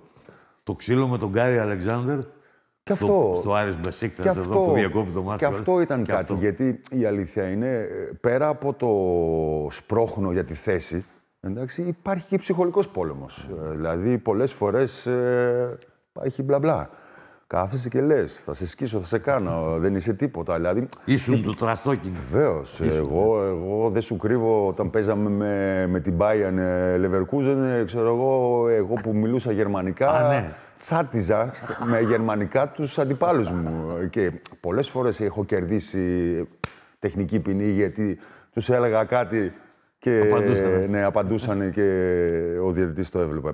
Όλα αυτά είναι μέσα στο παιχνίδι και σε μια τέτοια διάνοιξη είναι και με τον Αλεξάνδερ. Αν και συγκεκριμένα για αυτό τον καυγά δεν καταλάβαινε γιατί στοχοποίησε εμένα, γιατί εγώ δεν είχα καμία δουλειά. Ούτε αυτόν μάρκαρα, ούτε ήταν. Μάλλον κάπου έτσι πως έγινε το σύστημα, χτύπησε, νόμιζε ότι τον έσπωξα εγώ και πήρε φόρα και έγινε ό,τι έγινε. Είναι πρώτος τελικός του κυπέλλου Κοράτς. Τώρα τα μπουρδουκλώνουμε λίγο, αλλά εμένα μου αρέσει να πηγαίνουμε από το ένα στο άλλο, γιατί όλα σχετικά είναι. Και μιας και το βαίνει κουβέντα στον Αλεξάνδερ, είναι ο ΠΑΟΚ με την Μπεσίκτας, το Περιστέρι, η Μπεομπάνκα, η Μπενετών Τρεβίζο, για να φτάσουμε στο τελικό με την Τόφας. Όταν τελειώνει ο πρώτος τελικός, 26 Μαρτίου του 1997, και το πίνακα δείχνει 66-77. Τι τύχη δίνει στον Άρη να πάει στην Μπρούσα και να πάρει την κούπα? Αν θυμάσαι καλά, εγώ ήμουν στον πάγκο και βουρκωμένος. Γιατί πραγματικά πίστευα ότι εντός έδρας, έτσι πως ήταν αγωνιστικά η ομάδα, ότι θα βγαίναμε νικητές. Και ήταν μεγάλη σφαλιάρα να είσαι ετοιμένος στο σπίτι σου με 3.000 Αριανούς πάνω από το κεφάλι σου και να χάνεις 11 πόντους. Η αλήθεια είναι όμως ότι, γιατί ξέραμε ποιες είναι οι δυνατότητες μας, όταν μπήκαμε στα αποδυτήρια, ο Λευτέρης, ο Σούμπιτς που ήταν ο προπονητής μας, μετά από ένα 10λεπτο συνειδητοποίηση τι έχει γίνει, μπήκε στα αποδυτήρια, έκλεισε την πόρτα και μας μάζεψε και μας μίλησε με τέτοια πίστη ότι τίποτα δεν είναι χαμένο, ότι όλα είναι ανοιχτά ακόμα, κάτι το οποίο στις επόμενες 10 μέρες, μέχρι να πάμε στην Τουρκία στον δεύτερο τελικό, μας έδωσε λοιπόν την δύναμη να πιστεύουμε ότι μπορούμε να κάνουμε την ανατροπή. Και ήρθαν τα πράγματα έτσι πως ήρθαν. Και πρέπει να πω σε αυτό ότι νομίζω, τώρα που είμαι έξω από το χώρο και μπορώ να τα αναλύω λίγο τα πράγματα με πιο καθαρό μυαλό, παίζουν ρόλο όταν νομίζει μια ομάδα ότι είναι τελειωμένη η ιστορία. Κατεβαίνουν οι στροφές της μηχανής. Όταν έχεις κερδίσει 11 πόντους εκτός έδρας και πας στο σπίτι σου με 5.000 φιλάθλους, έχεις στήσει τη φιέστα σου και ξέρεις ότι εντός έδρας θα τους φάω, κατεβαίνουν λίγο οι άμυνές σου και νομίζω εκεί την πατήσανε οι Τούρκοι. Δεν περιμένανε ότι εμείς θα πάμε να δαγκώσουμε σίδερα, γιατί αυτοί είχαν στήσει τη φιέστα ήδη, ότι τους έχουμε. Και νομίζω εκεί την πατήσανε. Όλα έχουν αξία, έχουν σημασία, έχουν ειδικό βάρος. Αλλά αν έπρεπε σώνει και καλά να διαλέξεις από τα τρία, βεβαίως είναι και το πρωτάθλημα, από όλους τους θύλους που πήρες με τον Άρη, ποιον θα έβαζες στο νούμερο? Μπρούσα. Την Μπρούσα, Ναι. Ναι, γιατί ήταν καυτό μια δύσκολη χρονιά με τον πρόεδρο του Σαμολαδά να δίνει τα πάντα όλα για να μπορούμε να καταφέρουμε κάτι. Για μένα η χημεία της ομάδας, οι συμπαίκτες μου ήταν από τις καλύτερες που είχαμε τότε. Παιδιά που όλοι πιστεύαμε το ίδιο πράγμα. Και βεβαίως η όλη τροπή μέχρι να φτάσουμε, η παράταση στην Ιταλία με την Μπένετον, το να κυνηγάμε, να κατεβάσουμε τη διαφορά για να προκριθούμε. Το τελευταίο... Και το δράμα της παράτασης. Το τρίποντο του Μάριο, ο Παναγιώτης Λεαδέλης που έκανε τα απίστευτα. Δεν ήταν μια πορεία όπως το Τωρίνο που ήσουν φαβορί, που το πήρε σε ειρή και απλά το τελευταίο μάτς λόγω άγχους, γιατί αυτό δεν το ευχαριστήθηκα, η αλήθεια είναι. Σαν παίκτης στο Τωρίνο, ναι, μεν χάρηκα που πήρε ευρωπαϊκό τίτλο, αλλά στο είπα και πριν, το άγχος που κουβαλούσαμε όλη τη χρονιά ήταν πάρα πολύ μεγάλο. Στην Προύσα ήταν διαφορετικά. Στην Προύσα αισθανόμασταν ήρωες. Και ειδικά όταν βγήκε και το αποτέλεσμα ήταν αυτό που ήταν, η υποδοχή εδώ στο αεροδρόμιο, στο Λευκό Πύργο, το τι ακολούθησε. Και γενικά τα συναισθήματα που είχαμε σαν συμπαίκτες, το πώς κατακτήθηκε αυτός ο τίτλος, για μένα είναι μαζί με το κύπελο των απλήρωτων της επόμενης χρονιάς. Αυτά τα δύο κύπελα είναι χαραγμένα σε μένα. Ξεπερνάει κατά πολύ τη φιλία και το γεγονός ότι είσαστε συμπαίκτες. Έτσι, η αδερφική σχέση με τον Βασίλη τον Λιπηρίδη πώς προέκυψε? Ο Βασίλης ήταν ο πρώτος άνθρωπος ο οποίος μαζί με τον συγχωρημένο τον Λέλο τον Αρούχ, όταν ήρθα 20 χρονών στον Άρη, με είχε σαν αδελφό του. Και ο Λέλος ο Αρούχ σαν πατέρα του. Με βοήθησε στις δύσκολες ψυχολογικές στιγμές και απλά γιατί ήμασταν πάνω κάτω την ίδια ηλικία. 2 χρόνια διαφορά. Το 67 είναι ο Βασίλης. Κολλήσαμε από πολύ νωρίς οι δυο μας και αυτή η σχέση κρατάει μέχρι σήμερα. Και θα κρατήσει άλλο τόσο. Και η αλήθεια είναι, για μένα είναι αδερφός, δεν είναι φίλος, είναι αδερφός. Και όσο μακριά και να βρίσκομαι, έχουμε μοιραστεί πάρα πολλές στιγμές, και προσωπικές και αθλητικές και οικογενειακές. Ναι, είναι αδερφός μου. Το τατουάζ με τον Ξηφία υπάρχει ακόμα? Υπάρχει. Πότε το είχες χτυπήσει που λένε? Αυτό ήταν σε ένα ταξίδι μου στην Αμερική που τόλμησα να πω θέλω να το κάνω, ήθελα πάντα να έχω ένα τατουάζ και λέω τώρα είναι η ελληνική κοινωνία έτοιμη γι' αυτό και λέω ας το κάνω όσο πιο μικρό γίνεται. Τώρα έχω και 2 άλλα. Από τότε που γεννήθηκαν τα παιδιά έχω βάλει τα ονόματα. Ο γιος νομίζω παίζει στη... Ο γιος είναι τώρα 14 στις Ακαδημίες του Μπιλμπάου. Παίζει στις Ακαδημίες του Μπιλμπάου από πέρσι. Δεν ξέρω αν θα παίξει μπάσκετ τελικώς. Με χαροποιεί ότι είναι στα γήπεδα και όχι στους δρόμους, ή μπροστά στα κομπιούτερ που είναι τα νέα παιδιά τώρα και στις οθόνες. Η κόρη μου είναι μια χαρά και αυτή. Όλα καλά, Βασίλη. Δεν τα πήγες κι άσχημα τώρα που σκέφτομαι. Λοιπόν, έχεις πάρει ένα πρωτάθλημα, έχεις πάρει 2 κύπελα. 3. 2 ευρωπαϊκά, 3 ελληνικά. Σωστό. Έχεις πάρει ασημένιο μετάλλιο με την εθνική ομάδα στο Ευρωμπάσκετ. Έχεις παίξει στους Ολυμπιακούς Αγώνες. Έπαιξε 3 Ευρωμπάσκετ. Κάρφωσες τη μούρη του Ντίβατς με το ένα. Αυτό πάλι. Η πορεία της εθνικής είναι ένα άλλο κεφάλαιο, το οποίο και εκεί απίστευτη τύχη να συμμετάσχω. Να σου πω, η αλήθεια είναι ότι νομίζω ότι αν δεν είχα τραυματιστεί στο γόνατο, γιατί ο πρώτος τραυματισμός ήταν πολύ νωρίς, 17 χρονών, επιλέχθηκε ο Καρατζάς στη θέση μου της ομάδας του 87. Δηλαδή, με λίγη τύχη παραπάνω θα μπορούσα να ήμουν και μέλος της ομάδας του Χρυσού. Δεν το συζητάω. Είμαι super happy και τεράστια τιμή μου που αυτά τα 10 χρόνια εθνικής είδα και εκεί και είχα την τύχη να ζήσω πάρα πολύ ωραίες στιγμές. Όταν σούταρε ο Φάνης από την πάσα του Γκάλη στον ημιτελικό με τους Σοβιετικούς, που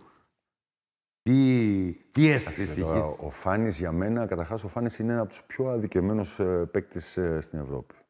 Νομίζω είναι ο πιο ολοκληρωμένος Ευρωπαίος αθλητής που υπήρξε εκείνη την εποχή στα γήπεδα. Ένας παίκτης που κουβαλούσε 120 κιλά μεσοόρο, και είμαι ευγενικός τώρα, να με συγχωρήσει Φάνη, μπορούσε να παίξει Από το point μέχρι το 5. Και στην άμυνα 5 θέσεις και στην επίθεση 5 θέσεις. Δεν ξέρω άμα την ξέρεις την ιστορία. Στο προολυμπιακό τουρνουά στην Αμερική, στην Ατλάντα, παίξαμε μια φορά με την Dream Team φιλικό. Λίγο πιο πριν, μπροστά. Ναι, στην Ινδιανάπολη. Ναι. Φάγαμε 66 πόντους διαφορά. Λίγο πριν ξεκινήσει το μετέδιδα το τουρνουά. Charles Barkley. Ποιος δεν γνωρίζει τον Charles Barkley. Παίζουμε λοιπόν ξύλο. Ξύλο, πολύ. Ο Ρέτζι Μίλλερ βάραγε από την αρχή του αγώνα. Έπαιρνε ο Charles Barkley τον Παναγιώτο Φασούλα από το χέρι και τον πετούσε σαν από εδώ, από εκεί. Αλλαγή, μπαίνει ο Φάνης. Κάνει post-up ο Charles στον Φάνη. Πλάτη με μαγιά περίσσια και τρακαίνει στο στήθος του Φάνη. Πέφτει κάτω. Τώρα είναι και τηλεόραση να μην το πω πώς. Τον κοιτάει τον Φάνη, του δίνει το χέρι και λέει: είσαι ο μόνος άνθρωπος που με έριξε κάτω. Ο Φάνης δεν σταματιόταν. Ο Φάνης, αν δεν είχε τα προβλήματα με τα γόνατά του, εντάξει, θα έπαιζε στην Ευρώπη σε πολύ υψηλά επίπεδα. Και εγώ είχα την τύχη λοιπόν να είμαι με αυτά τα μεγαθύρια. Γκάλι, Γιαννάκη, Φάνης, Φασούλας, ο Καμπούρης, ο Παταβούκας, ο Φιλίππου, ήταν όλοι εκεί. Όλους, μετά ήρθαν τα παιδιά, ο Οικονόμου, ο Φραγκίσος, ο Ρετζιάς, ο Σιγάλας. Δηλαδή είχαμε και μια φουνιά, ο Κορονιός, ο Άγγελος. Είχαμε μια φουνιά, ο Μπακατσιάς. Ήμασταν μια παιδιά που ευτυχώς για μας μπορούσαμε να κρατήσουμε αυτή τη μεταβατική περίοδο και πιο πέρα. Το κάρφωμα είναι ωραία. Εντάξει, είναι ωραία στιγμές. Ειδικά για μένα που δεν καρφώνω και πολύ συχνά. Σωστά, είναι απέναντι στον Τίβας. Δεν καρφώνει συχνά και συμβαίνει και στο ΆΚΑ. Εντάξει, οκ. Μερικές φορές σου βγαίνουν οι φάσεις. Έχω να τα θυμάμαι αυτά και η αλήθεια είναι αυτό το βίντεο είναι από τα πιο δύσκολα βίντεο να το βρω. Το ψάχνω και δεν μπορώ να το βρω. Άμα το βρεις, μου το δίνεις. Από όλη αυτή την πορεία, εντάξει, είναι σημαντική γιατί το ασημένιο μετάλλιο είναι 3 Ευρωμπάσκετ, το 89, το 91 στη Ρώμη, το 95 στην Αθήνα. Είναι η Ολυμπιακή του 96, είναι 80 τόσες συμμετοχές που έχεις γράψει με την εθνική ομάδα.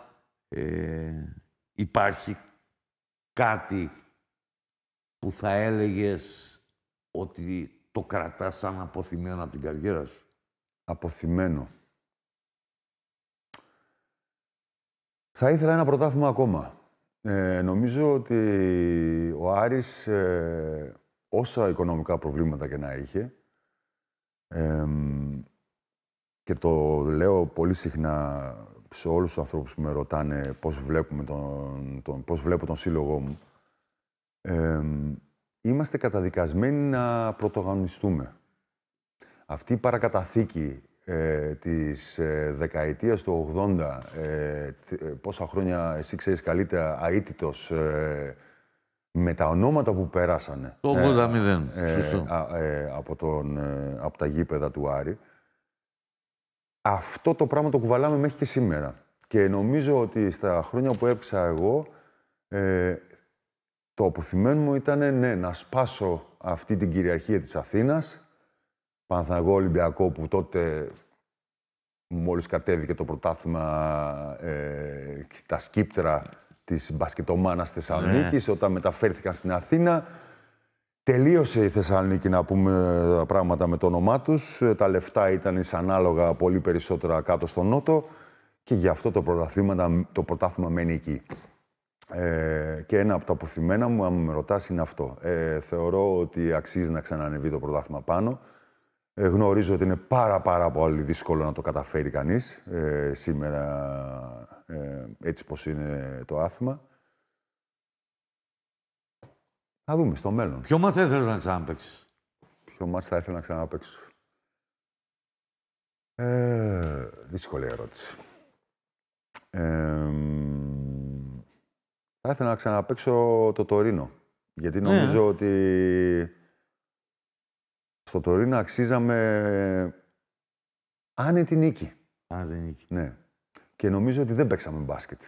Αν δεν ήταν ο Μέμος, που χθες δυστυχώς δεν ήτανε, αλλά νομίζω ότι ο Μέμος μας έδωσε το μάτς. Πέρα ότι ο Ρόι έκανε ό,τι έκανε, εντάξει, ο μόνος που στάθηκε στα γήπεδα, αλλά η ψυχραιμία του Μέμο ήταν αυτή που έκανε τη διαφορά. Και νομίζω ότι αν ήθελα να παίξω ένα μάτς ξανά, Είναι αυτό, γιατί 3.500 φίλαθλοι περιμένανε να δούνε. Ναι, μου κάνει εντύπωση τώρα αυτό που λες, γιατί συνήθως όσους ρωτάω, εμένα μου αρέσει αυτή η ερώτηση να την κάνω. Οι περισσότεροι λένε μάτς που έχασαν. Εσύ λες ένα μάτς που όχι μόνο το νικήσατε, στο οποίο όχι μόνο νικήσατε, αλλά πήρατε και ευρωπαϊκό. Δηλαδή η εξήγηση είναι πολύ στοιχειοθετημένη, ότι για να παίζαμε καλύτερα. Ναι, γιατί νομίζω ότι δεν παίξαμε. Δεν ήμασταν. Κανένας μας δεν ήταν καλά. Και νομίζω ότι αποκρίνεται και στο σκορ. Και νομίζω ότι άξιζε εκείνη η ομάδα να κερδίσει αυτό το τρόπο με διαφορετικό τρόπο.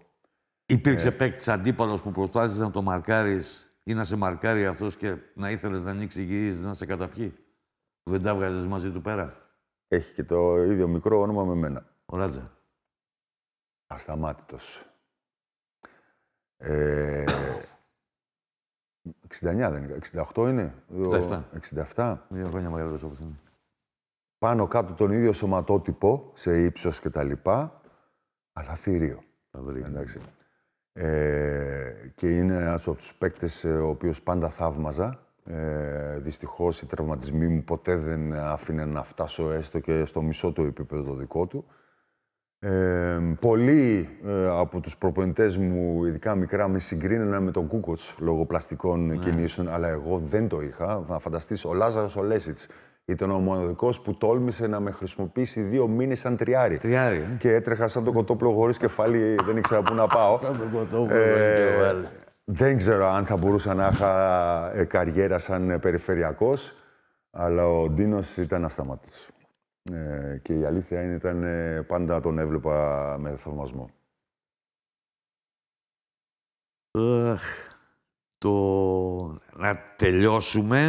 Να τελειώσουμε όπως αρχίσαμε. Είπα ποιο μάτσα ήθελες να ξαναπαίξεις. Ποιο πιάτο θα ήθελες να λανσάρεις στον Κρεκοτσίνα? Να το αλλάξω ή να... Όχι, καινούριο. Καινούριο. Μακάρι να μπορούσε να χωράει, μάλλον όχι στο μαγαζί μου, αλλά στο δεύτερο μαγαζί που τώρα πάμε. Υπάρχουν χιλιάδες συνταγές που είναι παραδοσιακές. Αλλά εγώ τώρα που είμαι τουρίστα στην πόλη, αυτό που θα κάνω μόλις φύγω από εδώ, θα πάω να φάω γύρο. Δεν έχει γύρο. Άρα, μία από τις συνταγές που θέλουμε να προσφέρουμε στους πελάτες μας κάποια στιγμή, το σκεφτόμαστε να το κάνουμε σαν θεματική βραδιά. Θεματική βραδιά. Είναι ο γύρος. Τι επιδόρπιο δεν είναι, τι γλυκό? Η γυναίκα μου φτιάχνει μια πάρα πολύ νόστιμη λεμονόπιτα. Έχουμε ένα μιλφέι με μου σοκολάτας και αλμυρό σιρόπι καραμέλας. Και ελληνικό γιαούρτι με γλυκό κουταλιού. Λοιπόν, με γλυκό κουταλιού. Ντίνο, ευχαριστώ πάρα πολύ. Βασίλη, ευχαριστώ πάρα πολύ. Ξανά ευχαριστώ σε όλα τα παιδιά εδώ, σε αυτόν τον όμορφο χώρο που πέρασαμε μια ωρίτσα πολύ χαλαρά και πολύ όμορφα. Καλή επιτυχία, καλή συνέχεια. Χαιρετισμούς στους τηλεθεατές και ακροατές. Και καλή δύναμη. Και καλή δύναμη. Αυτός ήταν ο Ντίνος Αγγελίδης. Αυτό ήταν άλλο ένα show εδώ από το Trace and Chase. Θα τον ευχαριστήσω πάρα πολύ, γιατί στο λίγο χρονικό διάστημα που ήρθε στην Ελλάδα, στη Θεσσαλονίκη, με αφορμή την γιορτή για τα 110 χρόνια του Άρη, μας έδωσε την ευκαιρία να κάνουμε αυτή την κουβεντούλα σήμερα εδώ. Ραντεβού στην επόμενη εκπομπή, στο επόμενο show. Να είστε καλά και να αγαπάτε τον μπάσκετ.